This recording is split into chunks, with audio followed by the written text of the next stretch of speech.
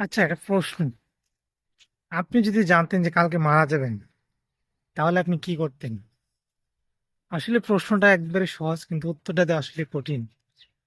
আসলে এই ছোট্ট এই জিন্দেগিটা আসলে খুব কম সময়ে আসলে পৃথিবীটা হচ্ছে ক্ষণস্থায়ী, আর কবরটা হচ্ছে চিরস্থায়ী। আসলে আমরা কিন্তু এটা জানি না, কিন্তু আসলে মানি না। আসলে সর্বদা আমাদের উচিত সবসময় আল্লাহকে স্মরণ করা, আল্লাহকে ভয় করা। আল্লাহর যে নীতি আদেশগুলো আছে সেগুলো আসলে আমাদের মানা, কিন্তু আমরা আসলে কখনো মানি না। তা কিন্তু আমরা অবহেলাই করি। তো আসলে সবসময় যদি আল্লাহকে স্মরণ করা, সবসময় আল্লাহর যে আদেশগুলো আছে, যে নির্দেশগুলো আছে সেগুলো মেনে চলা।